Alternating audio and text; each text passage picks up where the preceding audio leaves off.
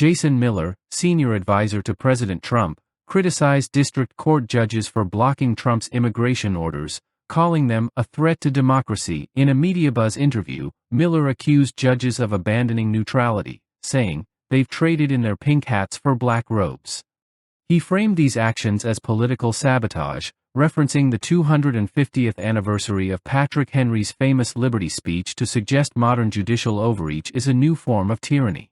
At a certain point, I do think that the legislative branch and the executive branch do need to take legal action to the steps as they can, because we're starting to see an out-of-control judiciary. And so I think it's only fitting that we're sitting here today on the 250th anniversary of Patrick Henry's infamous "Give me liberty or give me death" speech, because what we're seeing with these out-of-control judges is nothing more than the latest Democrat contingency plan. We remember Russia, Russia, Russia, Ukraine, Ukraine, Ukraine, and the impeachment hoaxes and the such. But now what we have are these radical, out-of-control district court judges who are trading in their pink hats for black robes and trying to undermine the will of the people. Howie, President Trump received 77.3 million votes, 312 electorals, swept the battlegrounds.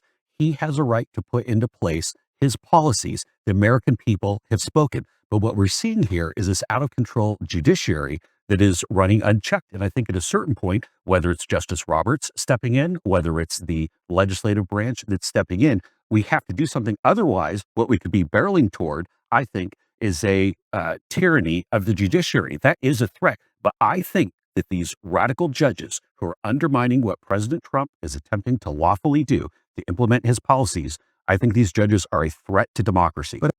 Miller argued that Trump, having won 77.3 million votes and 312 electorals, had a Democratic mandate to implement immigration reforms, including the Laken-Riley Act.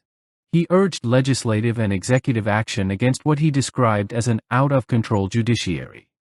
His remarks align with conservative support for strong executive enforcement of immigration law and ongoing legislative efforts to limit judicial intervention. Representative Darrell Issa recently introduced a bill to curb federal judges' nationwide injunctions, echoing Miller's concerns about judicial weaponization. These developments occur amidst a backlog of over 4 million immigration cases and growing legal challenges to Trump's orders. Critics of Miller's rhetoric caution it could undermine judicial legitimacy.